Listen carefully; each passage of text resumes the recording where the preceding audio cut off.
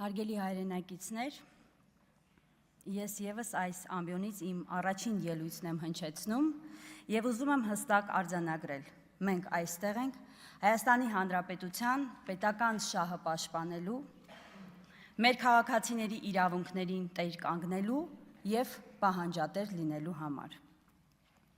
Ցավոք ընտրությունները չլուծեցին այս իշխանությունից ազատվելու օրակարգային խնդիրը։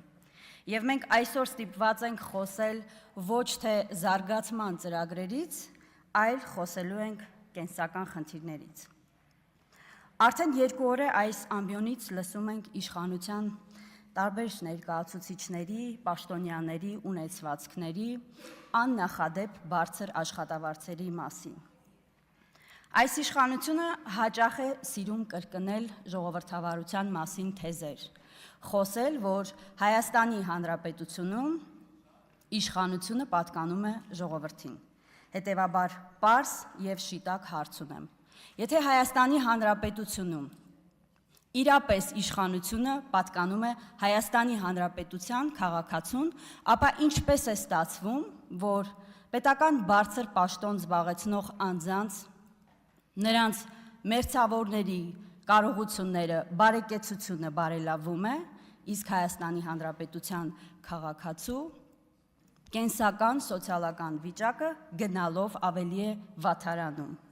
Այսպիսով, 2023 թվականից նվազագույն աշխատավարձի բարձրացման ուղղությամբ էական փոփոխություններ չունենք։ Արդյունքում մենք ունենք պարենային ապրանքների աննախադեպ գների աճ, եւ մենք տեսնում ենք եւ սովորական ցածր եկամուտ ունեցող քաղաքացին գնում է խանութ, տնային տնտեսուհին ուղղակի սարսափում է սարսափելի գնաճից։ Պարենային ապրանքների, առաջնային ապրանքների մասով տեսնում ենք տարրական ծառայությունների մասով ծառայությունների եւ ապրանքների գնի 40%-ից, որոշ դեպքերում նույնիսկ 100%-ից ավել գնաճ։ Եվ հետեւաբար հարց է առաջանում. ինչպես են մեր քաղաքացիները դիմակայում այս խնդիրներին։ Վերջին շրջանում ես առիթներ ունեցել եմ բարձրաձայնելու, որ միայն Սյունիքի մարզում շուրջ 870 ընտանիք զրկվել է նպաստից։ Եվ այդ ծրագիրը հիմա գործարկվում է Հայաստանի Հանրապետության այլ մարզերում եւ այո մենք հազարավոր ընտանիքներ ենք ունենալու, որոնց դուք զրկելու եք նպաստից։ Իհարկե պիտի արձանագրեմ, որ նպաստառու լինելը պատիվ կամ ցանկալի կարգավիճակ չէ։ Սա խոսում է մեր ընտանիքների աղքատության մասին, նաեւ այն մասին, որ պետությունը իրատեսական քայլեր չի ձեռնարկում քաղաքացիներին աղքատության ճիրանից հանելու համար։ Եվ Հայաստանի յուրաքանչյուր քաղաքացի պետք է արձանագրենք, որ իրապես ուզում է վաստակել իր օրվա հացը, աշխատել քրտինքով եւ ստեղծել բարիք։ Բայց հարց է առաջանում. ով է մեղավոր, որ այդ հազարավոր մարդիկ չունեն աշխատանք, չունեն եկամուտ եւ ստիպված են եղել հույսը դնել այդ նպաստների վրա։ Ձեր կառավարման տարիներին քանի նոր արտադրական գործարան եք բացել, իմիջիայլոց բացման արարողությունների ականատես եղել ենք, բայց հետո տեսել ենք, որ մեծ իմասամբ չեն գործում նաև։ Փոխարենը սեփականատերերից խլած ձեռնարկություններում տեղավորել եք ձեր կուսակիցներին, մերձավորներին եւ մենք տեսնում ենք, որ իրավիճակը նույնն է։ Այստեղ էլ կրկնվում է նույն արատավոր մոդելը։ Ղեկավար կազմում նստած ձեր նշանակած մարդիկ ստանում են միլիոնավոր աշխատավարձեր, իսկ բանվոր դասակարգը արժեք ստեղծող մեր քաղաքացիները հազիվ գոյատևում են։ Դուք վերացրել եք արդարությունը նաև աշխատաշուկայում։ Իդեպ, երբ մեր գործընկերներն այստեղ խոսում էին ձեր շքեղ առանձնատների մասին, դուք ասում եք հիպոթեկով է։ Լավ է, բարեկեցությունը, բարձր աշխատավարձը իրականում Հայաստանի Հանրապետությունում շատ ողջունելի կլինի, որ բոլորը ստանան արժանապատիվ աշխատավարձեր։ Բայց իհարկե խոսքը չի վերաբերում, որ պետական պաշտոն զբաղեցնողը պիտի ստանա արժանապատիվ աշխատանք, իսկ Հայաստանի Հանրապետության արժանապատիվ քաղաքացին չունենա այդ հնարավորությունը։ Տեղյակ եք, թե քանի հազար ընտանիքներ են բարձր տոկոսադրույքներով վարկեր վճարում եւ քանի ընտանիքներ ունենք, ովքեր կորցրել են իրենց միակ սեփականությունը։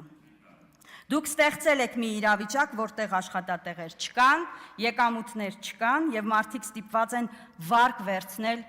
կենսական նշանակության խնդիր լուծելու համար, սնունդ, բուժում, ուսման վարձ եւ այլն։ Իդեպ ուզում եմ անդրադառնալ նաեւ, որ մենք մեր քաղաքական ուժը, ինչպես նախընտրական շրջանում, հետընտրական շրջանում եւս այս ուղղությամբ զգալի աշխատանք է տանում եւ տանելու, եւ մենք մեր քաղաքական թիմի հետ, երբ այցելել էինք Ստեփանավան եւ Գյուլագարակ համայնք, լսել ենք համայնքներ, լսել էինք մեր հայրենակիցներին հուզող խնդիրները եւ առաջնային խնդիր արձանագրվել էր, որ գյուղտեխնիկայի կարիք ունեն նշված համայնքներում։ Եվ այստեղ նստած ես լսում էի, որ ձեր գործընկերները ռեպլիկներ էին արձակում, նշելով կոմբայն, այո, գյուղտեխնիկա։ Դրա կարիքն ունեին մեր հայրենակիցները եւ մեր քաղաքական թիմը ընդամենը օրերի ընթացքում արձագանքել է այդ խնդրի լուծմանը։ Այո, մենք ենք լուծում այդ խնդիրը, որովհետև դուք ձեր պարտականությունները չեք կատարում։ Դուք եք իշխանությունը, դուք եք տնօրինում պետական բյուջեն եւ հանրային միջոցները, դուք պետք է անեք ամեն ինչ, որպեսզի գյուղացին կարողանա իր հողը մշակել, իր ընտանիքը պահել, նաեւ երկիրը հացով ապահովել։ Եվ ի գիտություն ձեզ, որ դուք շատ հաճախ նաեւ շահարկում եք այդ հարցը, այդ տեխնիկայից օգտվելու են նաև դեռևս մեզ ձայն չտված մեր շատ սիրելի հայրենակիցները, որովհետև ի տարբերություն ձեզ, մենք մեր ժողովրդին յուրայինների եւ օտարների չենք բաժանում, օրինակ աշխատանքից ազատվելու բազում մենք դեպքեր ենք արձանագրել եւ հրապարակումներ կան, հրապարակային, թե ինչպես են օրինակ մեր հարգելի քաղաքացիները ձեզ ձայն չտալու համար ազատվել աշխատանքից, բայց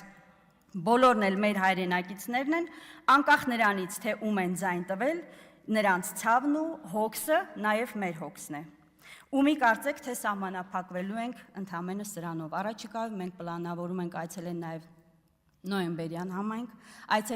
այցելելու ենք շատ տարբեր համայնքներ եւ այո, լսելու ենք մեր հայրենակիցների առաջնային խնդիրներին եւ օրերի ընթացքում փորձելու ենք շատ արագ լուծել այդ խնդիրները։ Մենք մտել ենք այս դահլիճ յուրաքանչյուր քաղաքացու կողքին անդավաճան կանգնելու համար։ Եթե դուք անտեսում եք հողի մշակին, մենք կանգնելու ենք գյուղացու կողքին։ Մենք լինելու ենք ամենուրեք, դաշտում, մենք լինելու ենք սահմաններում, մենք լինելու ենք սահմանամերձ բնակավայրերում, այս ամբիոնում, մինչև արժանապատիվ աշխատանքի իրավունքն ու մեր պետության իրական չխաթարված հզորությունը ապահովելու համար։ Հավատացեք, ուժեղ Հայաստան լինելու է։